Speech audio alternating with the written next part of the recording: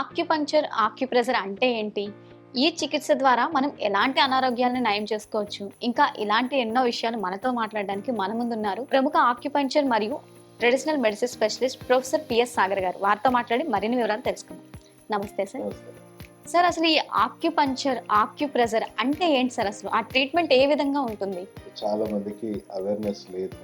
యాక్యూ అంటే point, puncture అంటే మనం నీడిల్ తోని ఆ పాయింట్ ని పంక్చర్ చేయడం, అంటే పియర్స్ చేయడం. అదే యాక్యూ ప్రెషర్ అంటే ఆ పాయింట్ మీద మనము వేరియస్, అంటే మన చేతి వేళ్ళతో కానీ లేకపోతే కొన్ని టూల్స్తో కానీ ప్రెషర్ చేయడం. సో ఈ యాక్యుప్రెషర్ అనేది modern terminology. 360 years back Japanese సైంటిస్టులు పెట్టిన పేరు యాక్చువల్గా.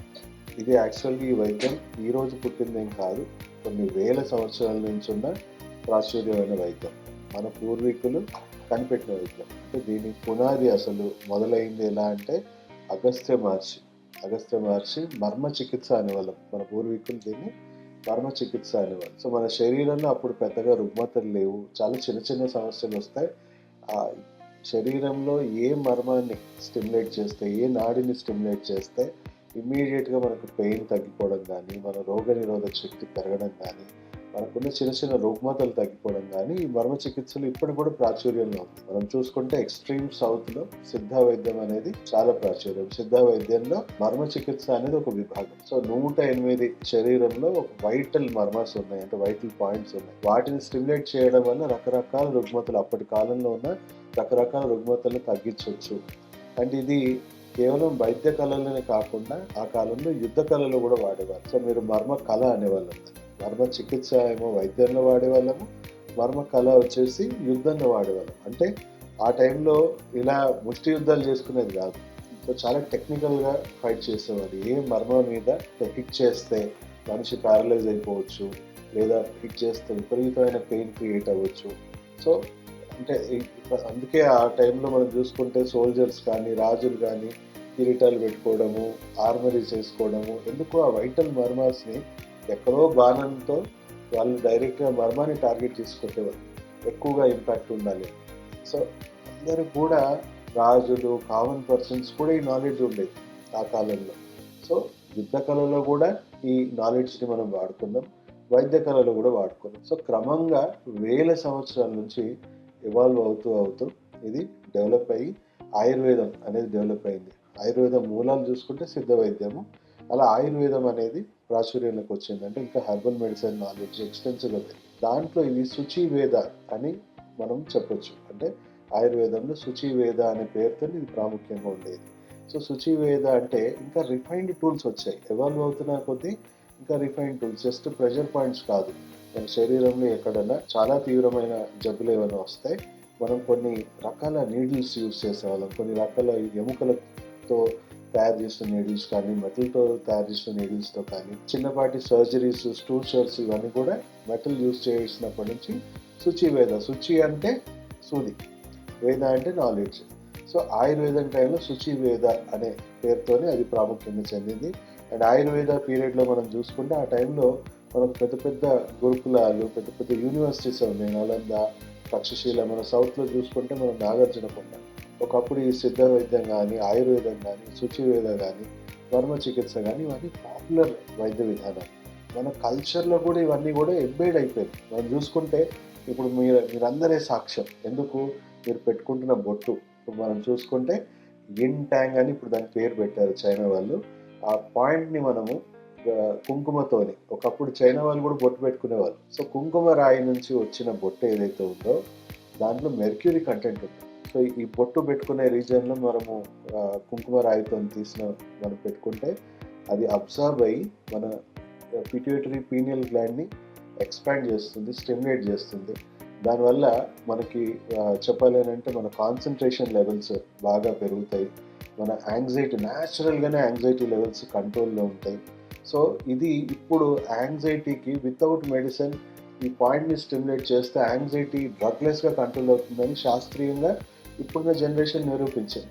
సో బొట్టు ప్రాముఖ్యత ఇప్పుడు జనరేషన్కి శాస్త్రీయంగా నిరూపితమైంది. ఒకప్పుడు అందరూ పెట్టుకునేవారు కదా సార్, స్త్రీలు పురుషులని లేదు, ఒకనొక టైంలో అందరూ పెట్టుకునేవారు బొట్టు అనేది. నేను తెలుసుకున్నది చైనా వాళ్ళు కూడా పూర్వం, నేను చైనా అఫీషియల్ విజిట్ అయినప్పుడు, వాళ్ళు మ్యూజియంస్ విజిట్ చేసినప్పుడు వాళ్ళ పూర్వీకులు బొట్టు పెట్టుకున్నట్టు నేను చూశాను. సో వాళ్ళు కల్చరల్‌గా కొన్ని పాత హాస్పిటల్స్ ఏవైతే ఉన్నాయో తరతరాలుగా మా తాతలు ముత్తాతల నుంచి రన్ అవుతున్న హాస్పిటల్స్‌లో రాగానే వాళ్ళు ఫస్ట్ బొట్టు పెట్టారు. నేనే షాక్ అయ్యా. ఇదేంటి ఇది మన కల్చర్ కదా అని. లేదు లేదు మా పూర్వం ఇప్పుడు కమ్యూనిస్ట్ కంట్రీ కాబట్టి ఈ కల్చర్ ఇప్పుడు సప్రెస్ అయిపోయింది. లేకపోతే పూర్వం అయితే అందరూ పెట్టుకునేవారు. చూసుకుంటే గాజులు వేసుకోవడం ఏదైతే ఉందో ఇక్కడ మనకి ఈ మెన్స్ట్రల్ సంబంధించినవి, గైనిక్ సంబంధించినవి అండ్ ఈవెన్ మేల్ సంబంధించినవి కూడా స్టిమ్యులేట్ చేయాల్సిన కొన్ని ఇంపార్టెంట్ మర్మాస్ ఉన్నాయి. సో మగవాళ్ళు కంకణాలు వేసుకునే వాళ్ళు, ఆడవాళ్ళు గాజులు. అవి కూడా మట్టి గాజులు చాలా హెవీ వేసుకునేవి. సో చక్కగా స్టిమ్యులేట్ అవుతున్నాయి. ఇప్పుడు మనం పెట్టుకుంటున్న బొట్టు కూడా ప్లాస్టిక్ బొట్టులో ఏవో పెట్టుకుంటున్నాం. బట్ పూర్వం కుంకుమ రాయితోని తయారు చేసిన మెర్క్యూరీ ఎక్స్ట్రాక్ట్ ఉన్న బొట్లే పెట్టుకుంటాం. అలాగే మనం కాళ్ళలో గజ్జలు, కంకణాలు వేసుకునేవాళ్ళు. సో అక్కడ చాలా కీలకమైన నాడులు ఉండేవి. ఆ నాడులు స్టిమ్యులేట్ అవ్వడం వల్ల డెలివరీ చాలా ఈజీగా అవుతాయి లేడీస్కి. అండ్ హార్మోన్స్ రెగ్యులేషన్ కానీ ఇవన్నీ కూడా చక్కగా పనిచేస్తుంది. SP6 అనే అక్కడ ఒక పాయింట్ ఉంటుంది. ఆ పాయింట్ నాడి స్టిమ్యులేట్ అవ్వడం వల్ల మ్యాక్సిమం లేడీస్కి రిలేటెడ్ ఇప్పుడున్న కాంప్లికేషన్స్ PCODలో కారణం ఏంటి అంటే ఆ నాడి సరిగా స్టిమ్యులేట్ అవ్వకపోవడం. మన పూర్వీకులందరికీ ఈ నాలెడ్జ్ ఉండింది. చెప్పాలంటే జనరేషన్ టు జనరేషన్ రీజనింగ్ పోయింది. ఎప్పుడైతే ఇన్వేషన్స్ ఎక్కువైపోయినాయో రీజనింగ్ అనేది పోయింది. ఇంకా మనం కల్చరల్గా వాడుతున్నాం. కానీ దాని వెనుకున్న గొప్ప సైంటిఫిక్గా ఇప్పుడు ప్రజెంట్ శాస్త్రీయంగా ప్రూవ్ అయింది ఏంటంటే ఇక్కడ నాడులు స్టిమ్యులేట్ చేసుకోవడం వల్ల మీకు PCODలు, birth complication, infertility issues, at the same time cervical cancer కూడా రాకుండా నివారించడానికి కూడా అక్కడ ట్యూమర్స్, సిస్ట్లు ఫామ్ అవ్వకుండా ఉండడానికి కూడా పనిచేస్తుంది. అండ్ మగవాళ్ళకు కూడా అక్కడ స్టిమ్యులేషన్స్ అవ్వడం వల్ల వాళ్ళకు కూడా ఇన్ఫర్టిలిటీ, మేల్ సంబంధించిన ఎన్నో ఇష్యూస్ ఉంటాయి కదా, అవి కూడా రాకుండా ఉంటున్నాయని చెప్పేసి శాస్త్రీయంగా ప్రూవ్ అయింది. దానికి సంబంధించిన జర్నల్స్ కూడా పబ్లిష్ అయ్యాయి. అలా మెట్టలు వేసుకోవడం, దానివల్ల మీకు సంబంధించిన ఎప్పుడు స్టార్ట్ చేస్తారు ఆ నాడి స్టిమ్యులేట్ చేయడం వల్ల మీ బాడీలో కొన్ని ఇంటర్నల్గా ఓపెన్ అవ్వడము అవన్నీ జరుగుతూ ఉంటుంది. అంటే హార్మోన్స్ ఇవన్నీ కూడా రెగ్యులేట్ అవుతాం. ఇట్లా మన కట్టు బొట్టులో ఉన్న దాంట్లోనే ఈ వైద్యాన్ని ఒక లైఫ్ స్టైల్గా ఉండింది. అర్థమైంది కదా. సో వేల సంవత్సరాలు తరతరాలుగా మనకి వైద్యాన్ని డెవలప్ అవుతూ వచ్చింది.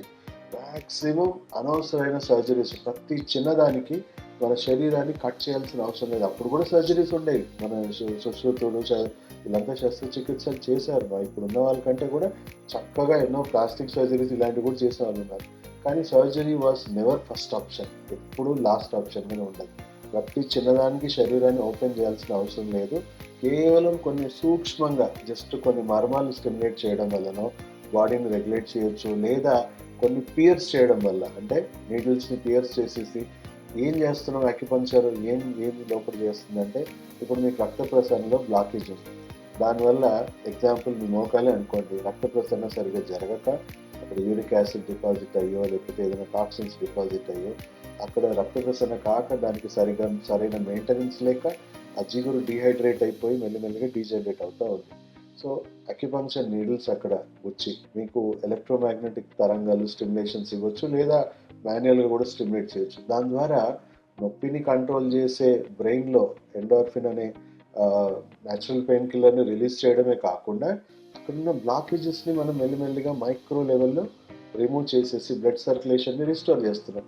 కొంతకాలంలో అది మెల్లిమెల్లిగా హీలింగ్ జరిగిపోతుంది. అలా ఇప్పుడు వెన్నుపూసలో చూసుకోండి, డిస్క్లు, ప్రొలాప్సెస్, నర్వ్ కంప్రెషన్స్ జరుగుతూ ఉంటాయి. సో చాలా హైలీ ఇప్పుడున్న సర్జన్స్ కూడా 10లో 9 ఫెయిల్ అయ్యి కాలు చేతులు పడిపోతుంది. సో అదే యాక్యుపంక్చర్లో మీ వెన్నుపూసని కట్ చేయాల్సిన అవసరం లేదు. కట్ చేయకుండానే సూదులతోనే దానికి కొన్ని వైబ్రేషన్స్తోని మెల్లిమెల్లిగా స్లోగా నరాల మీద ఉన్న ప్రెషర్ కానీ, డిస్క్ల మీద ఉన్న ప్రెషర్ కానీ, డిస్క్ కంప్రెషన్స్ కానీ తగ్గించవచ్చు. సో ఆల్మోస్ట్ 80-90% ఇప్పుడు కూడా చెప్పాలి అంటే మెజారిటీ సర్జరీస్ అవసరం లేవు. బాడీని కొయ్యాల్సిన అవసరం లేదు. నొప్పిని కంట్రోల్ చేయడానికి కానీ కొన్ని మంచి జీవనశైలి లేదా డీజనరేటివ్ కండిషన్స్ని మనం అక్యుపంక్చర్ కొన్ని కాంబినేషన్ ట్రీట్మెంట్స్, ఎందుకంటే మొదటి నుంచి కూడా కాంబినేషన్లో చేస్తారు. మీకు సిద్ధ వైద్యం ఆరిజినేట్ అయినప్పుడు మనం హర్బల్ మెడిసిన్ని వాడాము. అండ్ ఆయుర్వేదం టైంలో కూడా శుచివేదతో పాటు ఆయుర్వేదాన్ని కాంబినేషన్ వాడాము. ఇప్పటికీ ఈ వైద్యం ఎవాల్వ్ అవుతూ మనం చెప్తే ఈ 700-800 years నుంచి ఇన్వేడర్స్ కొంచెం జెలస్ అయిపోయి, ఎస్పెషల్లీ నలందలో ఒక ఇన్సిడెంట్స్ జరిగింది. సో వేరే వేరే దేశాల నుంచి మన మన భారతదేశానికి ఎంతోమంది నిపుణులు వచ్చి వాళ్ళు మన దగ్గర ఈ విద్యని నేర్చుకొని వాళ్ళ దేశాల్లో ఏషియా కంట్రీస్లో అభివృద్ధి చేసుకుంటున్న సమయం అది. సో అలాద్దీన్ ఖిల్జీ అని ఎవరైతే ఉన్నారో తన నలందలో ఉన్న నిపుణులు, వైద్య నిపుణులు, ఆయనకి ఏదో చాలా పెద్ద అనారోగ్యం వచ్చింది. అక్కడ ఉన్న యునానీ మెడిసిన్లో ఉన్న నిపుణులు దానికి సరైన వైద్యం చేయలేకపోయారు. సో వాళ్ళే రికమెండ్ చేస్తారు, మనకంటే ఎక్కువ నాలెడ్జబుల్గా చాలా పెద్ద పెద్ద హాస్పిటల్స్ ఉన్నాయి, అక్కడ చాలా నిపుణులు ఉన్నారు, వాళ్ళ సలహా మేరకు మనము మీకు వైద్యం ఇస్తామంటే తను ఒప్పుకోలేదు. కల్చరల్ డిఫరెన్స్ వల్ల ఒప్పుకోలేదు.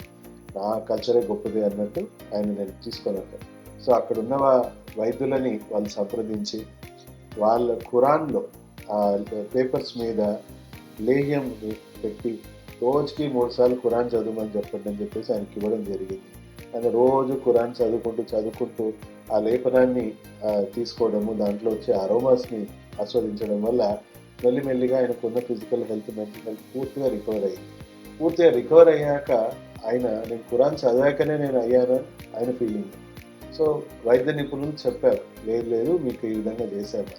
సో చాలా కోపంతో నలందాన్ని తగలబెట్టేశాడు ఆయన. నలందా మీద తెచ్చుకోబడి మొత్తం దాంట్లో ఉన్న స్క్రిప్చర్స్ తగలబడ్డానికి దాదాపు 90 రోజులు 3 నెలలు పట్టిందంట కంప్లీట్గా అక్కడ ఉన్న లిటరేచర్ తగలబడ్డానికి. అండ్ అక్కడ 10,000 మంది పైగా స్టూడెంట్స్ని వాళ్ళని తగలబెట్టడం, వాళ్ళని డ్యామేజ్ చేయడం జరిగింది. సో అలా కల్చరల్గా ఈ సబ్జెక్ట్ అనేది, నాలెడ్జ్ అనేది ముందు తరాలకు సరిగ్గా అందలేదు. కానీ అదృష్టవశాత్తు మన పూర్వీకులు వేరే కంట్రీస్లో ఉన్న నిపుణులకు నేర్పించడం వల్ల అండ్ వాళ్ళు దీన్ని వాళ్ళ రాజ్యాల్లో కంటిన్యూ డెవలప్మెంట్స్ చేయడం వల్ల చెప్పాలి అంటే చైనాలో ఇది ఇప్పుడు టాప్ ట్రీట్మెంట్, ఏషియా కంట్రీస్లో ఇది టాప్ ట్రీట్మెంట్. సో ఇది వెస్టర్న్ కంట్రీస్ని దృష్టి ఆకర్షించింది. ఇప్పుడున్న మోడర్న్ ఏరాలో ఏమైందంటే ప్రెసిడెంట్ నిక్సన్ చైనాకి వెళ్ళినప్పుడు, చైనా పర్యటన చేసినప్పుడు తన క్లోజ్ ఫ్రెండ్ ఒక అతను రిపోర్టర్ అనమాట, తను కూడా ఒక జర్నలిస్ట్. సో తనకి చాలా పెద్ద హెల్త్ ఇష్యూ వచ్చింది, హర్నియా ఆపరేట్ చేయాల్సి వచ్చింది వితౌట్ యూజింగ్ అనెస్థీషియా. అక్యుపంక్చర్ అనెస్థీషియాతోని ఏ మత్తు లేకుండా ఆయనకు సర్జరీ చేశారు, పెయిన్ని కంట్రోల్ చేశారు అండ్ ఆఫ్టర్ సర్జరీ కూడా పూర్తిగా ఫాస్ట్గా రికవర్ అయిపోయేలా చేస్తారు. సో ఆయన షాక్ అయిపోయాడు, ఇదేంటి ఏ కెమికల్ మెడిసిన్స్ వాడకుండా ఏది చేయకుండా ఇలా చేశారు, ఇదేదో చాలా అద్భుతమైన సైన్స్ ఉంది దీని కానీ ఆయన అమెరికా నుంచి నిపుణులను పిలిపించడం జరిగింది, వెస్టర్న్ మీడియాలో దీని గురించి చర్చించడం జరిగింది. అప్పుడు ఈ వైద్యం గురించి వెస్టర్న్ కంట్రీస్కి ఒక ఫ్లాష్ న్యూస్గా వచ్చింది. సో వాళ్ళని దృష్టి ఆకర్షించింది. సో అప్పుడు WHO దృష్టిని కూడా ఆకర్షించింది. సో 1962లో దీని వెనక ఉన్న సైన్స్ ఏంటి, అసలు ఇది ఎలా పనిచేస్తుంది, ఇన్ని రుగ్మతలకి ఎలా వైద్యం ఇవ్వగలుగుతుంది.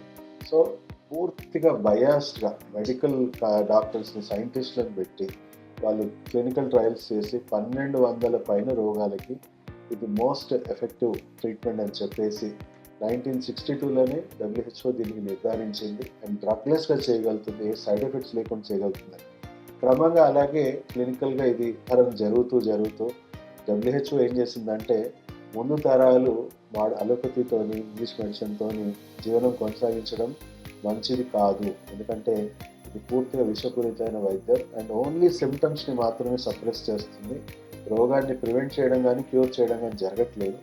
సో రోగాల శాతం విపరీతంగా పెరిగిపోతుందని హాస్పిటల్స్ పెడితే అంతకంటే ఎక్కువ రోగాలు పెరుగుతూ ఉన్నాయి. సో ఎక్కడ ప్రివెన్షన్ క్యూర్ జరగట్లేదు. సో మన ప్రాచీనమైన వైద్యం దృష్టి ఆకర్షించింది WHO. సో ఈ అక్యుపంక్చర్ని కానీ, ట్రెడిషనల్ మెడిసిన్, హెర్బల్ మెడిసిన్ కానీ నాన్ టాక్సిక్ వేలో ప్రాథమిక చికిత్స నుంచే ఈ వైద్యాన్ని మనం స్టార్ట్ చేస్తే ఎలా ఉంటుందని పరిశోధన చేశారు. సో వాళ్ళు నిర్ధారించుకొని ఒక స్ట్రాటజీని డెవలప్ చేస్తారు. 2014 to 2025 ట్రెడిషనల్ మెడిసిన్ స్ట్రాటజీ అని చెప్పేసి వాళ్ళు WHO వాళ్ళు డెవలప్ చేసి ప్రతి కంట్రీలో ఉన్న గవర్నమెంట్కి వాళ్ళు దృష్టి చెప్పారు. సో ఈ విధంగా మనము మెడిసిన్స్ని తయారు చేసే క్రమంలో కూడా ప్రకృతికి ఎంతో హాని జరుగుతూ ఉంది దాని వేస్ట్ ద్వారా. అండ్ అలాగే మనిషి సేవించి మనిషిలో ఉన్న ఈకోసిస్టమ్ కూడా దెబ్బతిని టాక్సిక్గా మారిపోతూ ఉన్నాడు. ఫుడ్ కూడా మనం ఈ కెమికల్స్ వాడేసి ఫుడ్ని కూడా టాక్సిక్ చేసేసాము. సో మనకు ఉన్న రియల్గా చెప్పాలంటే 90% ఇప్పుడు మనకున్న అనారోగ్యాలు అన్ని జీవనశైలి సంబంధించిన సమస్యలే, మనం తెచ్చుకుంటున్న సమస్యలే. అంటే హాస్పిటల్స్ పెరుగుతున్న కొద్దీ, అలోపతి హెల్త్ కేర్ డెవలప్ అవుతున్న కొద్దీ రోగం ప్రివెన్షన్ కానీ క్యూర్ కానీ అవ్వట్లేదు. మనిషి ఆరోగ్యంగా మారట్లేదు. మనిషి రోగాలు పూరితంగానే అవుతున్నాడు. ఆ రోగాన్ని మేనేజ్ చేసే వైద్యమే జరుగుతూ ఉంది. సో ఇది ఎక్కడో ఒక చోట ఎండ్ అవుతుంది, ఎక్కడో ఒక చోట దీని రెలవెన్స్ తగ్గిపోతుంది. అప్పుడు మనం ఈ వైద్యాన్ని తీసుకోవాలి ఫ్యూచర్లో అని చెప్పేసి స్ట్రాటజీ వేసి, సో అన్ని కంట్రీస్ని కన్విన్స్ చేసి 2019 రిపోర్ట్ వరకు చూస్తే దాదాపు 170 పైగా దేశాలు ఈ ట్రెడిషనల్ మెడిసిన్ స్ట్రాటజీ అనేది ఒప్పుకుంది. అక్యుపంక్చర్ వైద్యాన్ని కానీ, హెర్బల్ మెడిసిన్స్ని కానీ, మోడర్న్ ట్రెడిషనల్ మెడిసిన్స్ అన్ని కూడా యాక్సెప్ట్ చేసి వాళ్ళ హెల్త్ కేర్ పాలసీస్లో వాళ్ళు ఇండల్జ్ చేశారు. సో ఇప్పుడు ప్రజెంట్ స్టేటస్ ఏంటి అని అంటే, అలోపతి తర్వాత హైయెస్ట్ ప్రాచుర్యం ఉన్న వైద్యం ఏంటి అని అంటే అది అక్యుపంక్చర్ వైద్యం. మన వాళ్ళకి ఎవరు తెలియదు కానీ world wide this is second leading practice. And even ప్రాథమిక చికిత్స నుంచి ఎమర్జెన్సీ కేర్లో కూడా కొన్ని శస్త్రచికిత్సలు కూడా అవసరం లేకుండా, లేదా శస్త్రచికిత్సల కాంబినేషన్లో వీలైనన్ని డ్రగ్స్, మెడిసిన్స్ వాడకం కూడా తగ్గించడానికి అమెరికా లాంటి దేశాల్లో కూడా ఇది వాడడం స్టార్ట్ చేస్తారు.